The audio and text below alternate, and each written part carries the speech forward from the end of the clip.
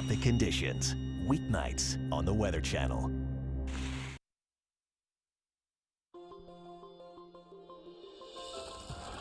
Hail, strong winds, lightning, downpours, and tornadoes. You are getting hit with some nasty and dangerous weather in the middle of the country. And wind will again be a problem in the west. We're tracking a northwest storm with very strong winds and snow coming to the higher elevations. The very dry southeast holds out hope for some rain. Your best chance comes tomorrow. We'll detail it next on PM Edition.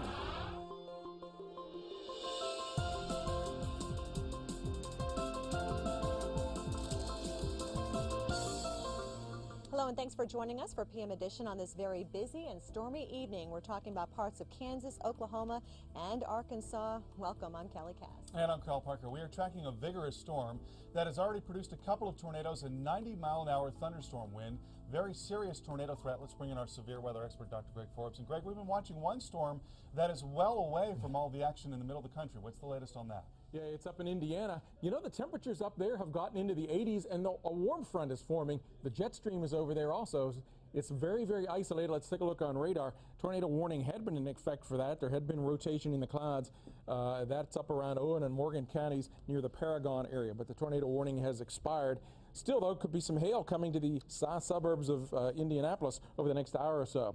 This storm, that's one of these bow echoes. It's had a tornado. It's coming toward the Marshall area right now. Tornado warning continues for Saline County as the dangerous storms with damaging winds come across there. That storm in Indiana and all these variety of storms in different areas indicative of a big tornado outbreak type day, severe outbreak with forcing over a wide area. This storm also rotating around Pine Bluff, Arkansas. Tornado warning in effect for there. In fact, number of new tornado warnings now for southeast, the parts of Louisiana, northeast parts of Texas. Explosion taking place. Let's take a switch sources here, take a look at the big picture, why we're getting such a big widespread outbreak of severe weather. At least 7 states now with severe weather.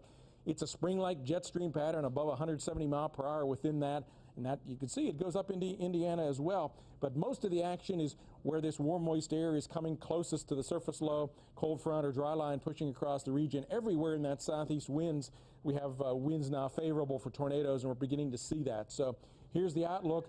Tornadoes, some strong and long-lived, continuing through the evening hours in the areas red here west of the white line, continuing then overnight over into parts of southern Iowa and Missouri, across Arkansas, damaging winds, golf ball size hail or larger at times with that also. Then tomorrow we have the storm system keeps rolling.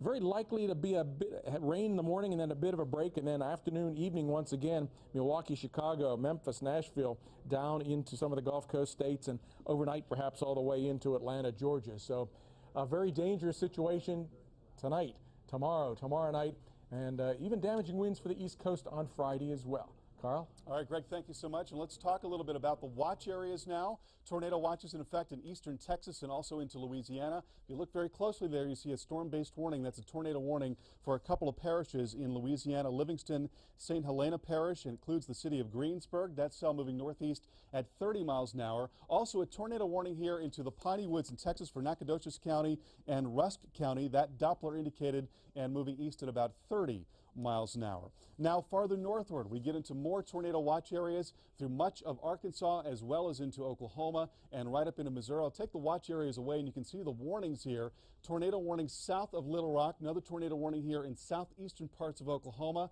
Several severe thunderstorm warnings north of Oak City and along 35 and also along 44, and another tornado warning in the southwestern part of Missouri. So a lot going on, and the movement here generally towards the north or northeast at about 30 miles an hour.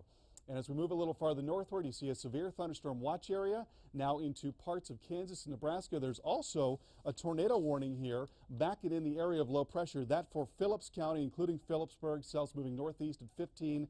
And you see the blue areas as well. These are wind advisories and high wind warnings along I-70 in northwest Kansas. There are going to be howling winds on the backside of this low as it pulls away. So this is going to be quite a storm even after that severe weather threat goes away.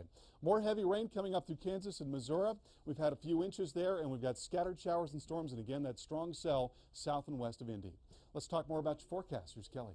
And Carl, you mentioned the winds across the Midwest. They've also been an issue out here in California. Winds gusting up to 55 miles an hour, kicking up the dust, reducing visibility along several Los Angeles County highways. In fact, there was even a 31 vehicle pileup in Lancaster. A couple of fatalities, unfortunately, with that. Watch out for strong windstorms and sandstorms again today. We're looking at very breezy conditions around Lancaster. By the way, that's in the desert area north of Los Angeles. Very windy conditions here, too, across the southwest. We've got winds gusting over 30 for Albuquerque as well as Phoenix. Now we've got another system that's going to be working its way onshore. We're already with this. We have high wind watches in effect for the Washington coastline. Down towards Oregon, there will be some breezy conditions as well, but we're talking mainly the energy heading up toward the Puget Sound, so that bridge, that 540 bridge, may need to be closed. We're talking about winds sustained at around 40 miles an hour. We're looking at power outages probably for this area. A lot of downed trees, very heavy rain too, so there could be some localized flooding in the valley locations, and the surf will be picking up too along those beautiful rocky beaches across the Pacific Northwest. This system will also bring us a chance for rain across the parched southeast. Stay with us here on PM Edition. We've got all the details that you need to know about your forecast.